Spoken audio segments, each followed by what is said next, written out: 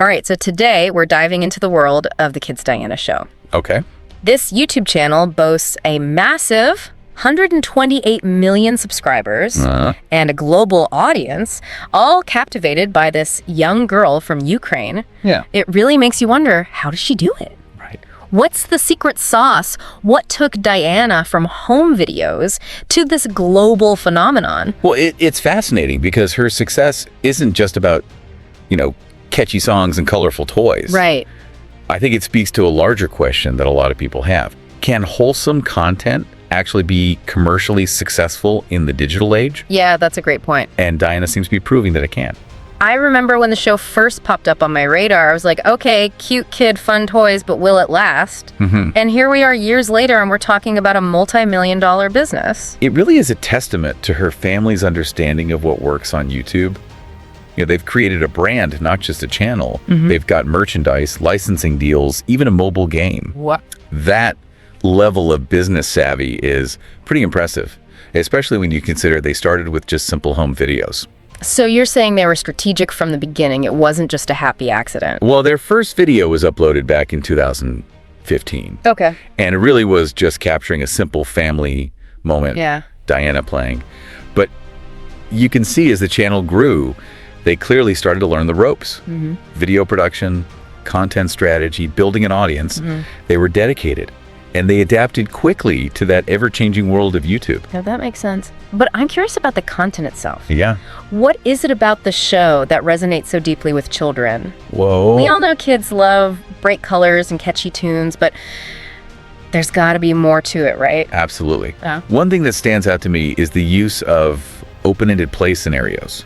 You'll see Diana turning a cardboard box into a spaceship, or using household items to create a pretend store. And these scenes, they kind of subtly encourage creativity and problem solving without ever feeling preachy or educational. Right. It's like sneaking veggies into a smoothie. Right. You get the goodness without realizing it. I see what you mean.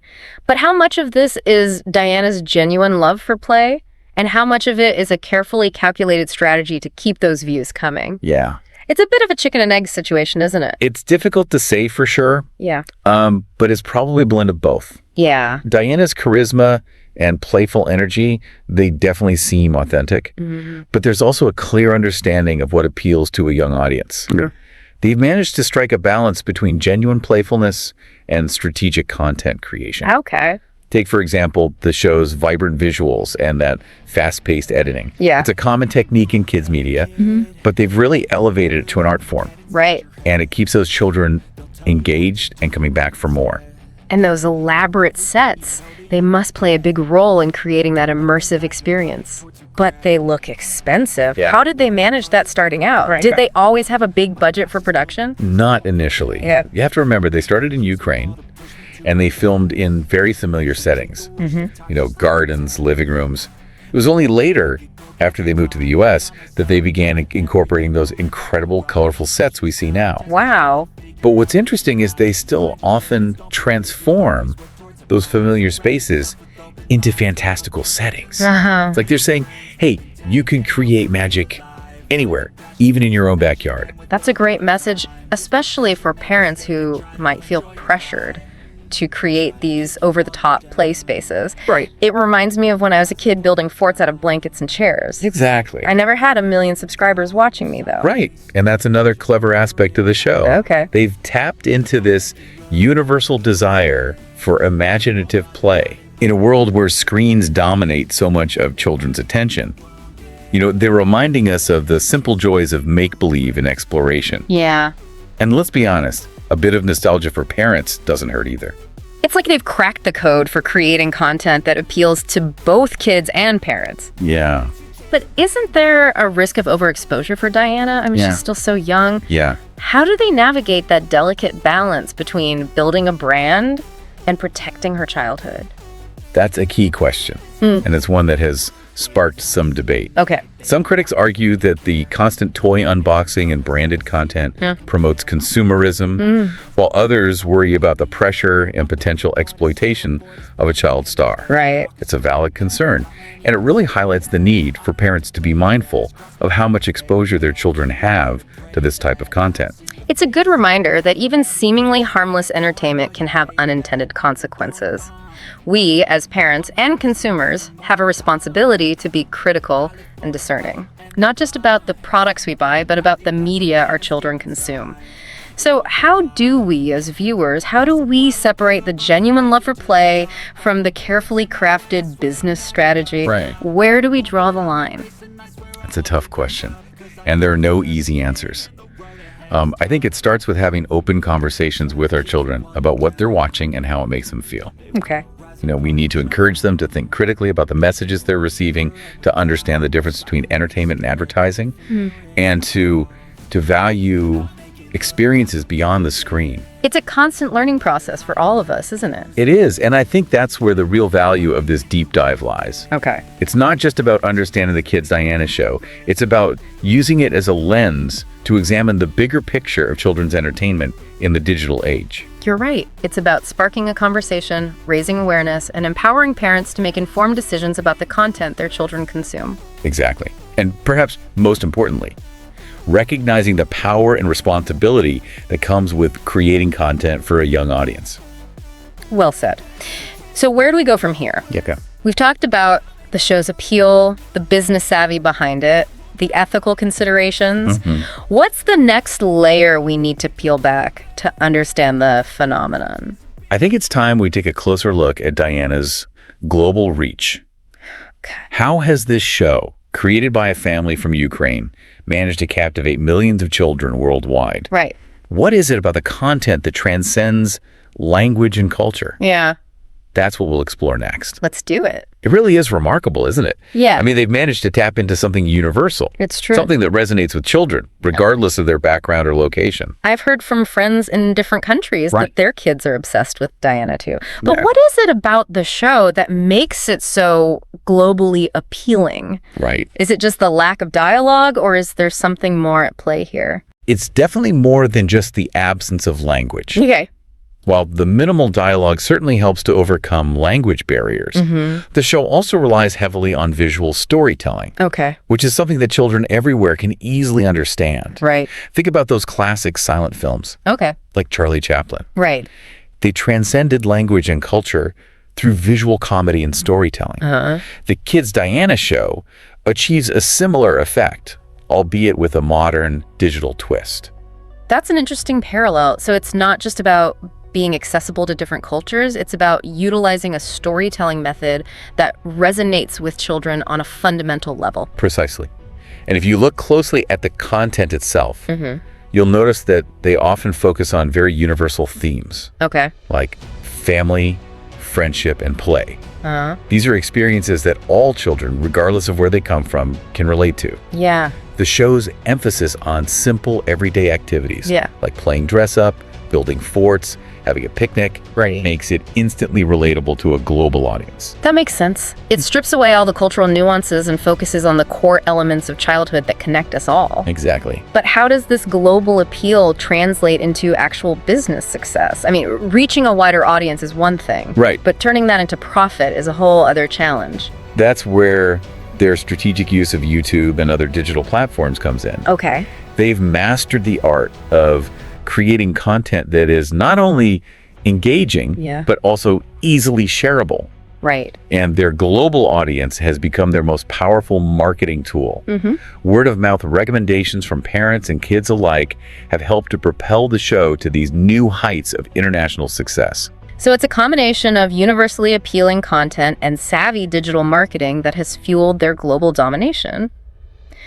But how do they manage to stay relevant in such a diverse and ever-changing global market? Yeah. Kids' interests can be fickle, and trends come and go at lightning speed. You're absolutely right. That's where their ability to adapt and innovate comes in. Okay. They're constantly experimenting with new formats, themes, and characters, while also paying close attention to what their audience is responding to. They've also been very smart about diversifying their content beyond just YouTube. Okay. They have a website, social media presence, even their own line of merchandise. Right. which allows them to reach fans in a variety of ways and keep the brand fresh and exciting. It's like they're building a mini media empire, one colorful video at a time. Yeah. But they haven't avoided criticism altogether, have they? Right. We touched on some of the concerns earlier, but it's worth diving a bit deeper into those, don't you think? I agree. While the Kids Diana show has achieved remarkable success, it's also important to acknowledge the valid concerns that some critics have raised. Okay. For instance, some argue that the show's heavy reliance on toy unboxing and branded content promotes excessive consumerism among young viewers. They worry that children are being bombarded with messages that equate happiness with material possessions. That's a valid point. And it's a concern that many parents share, especially in today's hyper-consumerist society. Yeah. But how much responsibility does the Kids Diana show really have in shaping children's attitudes towards consumerism? Isn't it ultimately up to parents to instill those values in their children? It's a complex issue, and there's no easy answer. Okay. While parents certainly play a crucial role in shaping their children's values, we can't ignore the influence that media has on young minds. Right.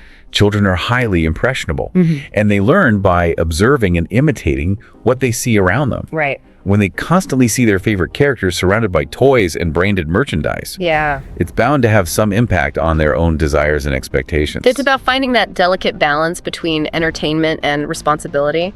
But how do creators navigate that tricky terrain? How do they create content that is engaging and commercially successful without inadvertently promoting harmful messages? That's the million-dollar question. Yeah.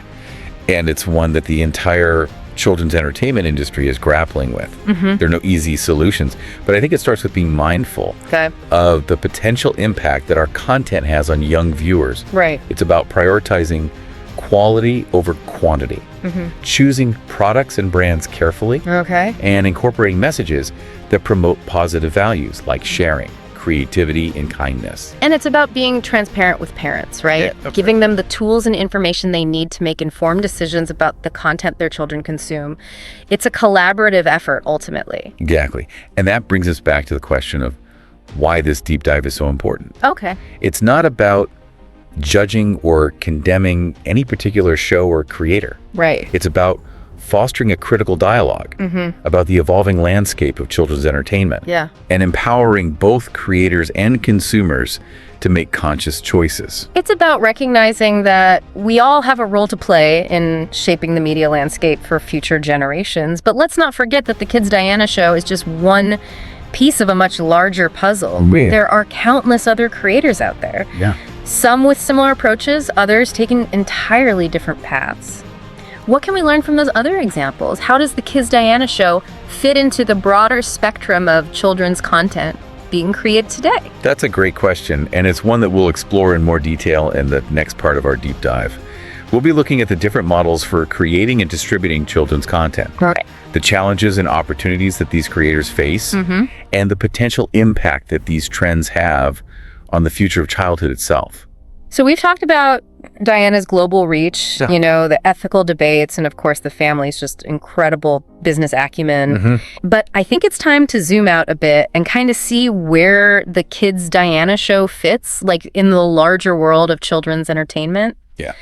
How has the digital landscape changed the game for creators and also for audiences? Well, what's really interesting is that Diana's success is just part of a much bigger trend that we're seeing. We're seeing a rise in independent creators, people who are bypassing traditional gatekeepers like television networks and studios. They're building their own audiences, they're creating their own brands, and they're often reaching a global market right from their living rooms. It's like a democratization of content creation, isn't it? Exactly. It used to be that you needed a huge budget and a network deal to reach millions of viewers. Now all you need is a camera, an internet connection, and a good idea. That's it. And that's what's opened up this whole new world of possibilities for children's entertainment. We're seeing a greater diversity of voices, of perspectives, of content than ever before. Everything from educational videos to animated series to those kid-friendly vlogs, it's all out there competing for attention on platforms like YouTube and TikTok. It's a bit overwhelming, to be honest. As a parent, it's hard to know where to even begin. Right. How do we sift through this mountain of content and find what's truly valuable for our kids? It's definitely a challenge. Yeah. And there's no one-size-fits-all solution. But I think it starts with being proactive. Okay. Instead of passively letting algorithms dictate what our kids watch, we need to actively curate their media experience. That means doing our research, talking to other parents, and really previewing content before our kids watch it. So it's like being a media curator for our families. Exactly.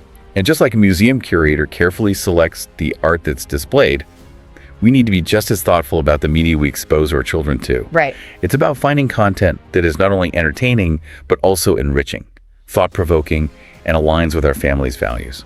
That's a tall order. But I see what you mean. It's about being mindful and intentional. Not just letting our kids get swept up in the latest trends, but even with the best intentions, it's tough to compete with the addictive nature of these platforms. Oh, absolutely. How do we prevent our kids from falling down that rabbit hole of endless scrolling and mindless consumption? Well, that's where setting boundaries and fostering healthy media habits comes in. It's important to establish clear limits on screen time and create tech-free zones in the home. And perhaps, even more importantly, we need to encourage our kids to engage in activities beyond the screen. Okay. Whether it's playing outdoors, reading, pursuing creative hobbies, or simply spending time with family and friends, it's crucial to help them develop a well-rounded and balanced life. So it's about creating a healthy ecosystem both online and offline, where our kids can thrive. Absolutely. But let's circle back to the Kids Diana show for a moment. What does their success tell us about the future of children's entertainment? Yeah. Is this the new model, or is it just a flash in the pan? It's hard to predict the future with certainty. But I think Diana's story highlights some key trends that are likely to shape the landscape of children's media for years to come. Okay. First, we're going to see a continued shift away from traditional media and towards those digital platforms. Right. Second, authenticity and relatability will continue to be key drivers of success. Audiences, both young and old, are craving genuine connection and content that reflects their own lives and experiences. That's true. And third, we're going to see a greater emphasis on interactive and immersive experiences. Kids today don't just want to passively consume content. Right. They want to be active participants. They want to shape their own narratives, and they want to connect with creators in real time. It's an exciting and somewhat daunting future, isn't it? It is. It feels like we're on the cusp of a major transformation in the way we create, consume, and experience entertainment. But amidst all this change, I can't help but wonder, will there still be a place for the simple joys of childhood, the unstructured playtime, the make-believe adventures, the moments of quiet contemplation? That's a really profound question. And I think all of us, as parents, educators, and creators, need to grapple with that. Yeah. The digital age has brought about incredible advancements and opportunities, but it's also brought about new challenges and distractions. It's up to us to ensure that technology enhances rather than diminishes the richness and wonder of childhood. It's a delicate balance for sure, and it requires constant vigilance and adaptation, but ultimately I do believe that human need for connection, creativity, and joy will always find a way to express itself, regardless of the medium. I agree. And perhaps that's the most enduring lesson we can take away from the Kids Diana show. Okay. It's a reminder that children are inherently creative, curious, and resilient. Yeah. And no matter how much the world changes, their innate desire to play, explore, and imagine will always find a way to shine through. Well said. So what does this all mean for you, dear listener? As you navigate the sometimes overwhelming world of children's entertainment, just remember to be an active participant, a critical thinker, and most importantly, an advocate for the well-being and joy of the children in your life. Thanks for joining us on this deep dive into the fascinating, complex, and often contradictory world of the Kids Diana show. Until next time, keep exploring, keep questioning, and keep playing.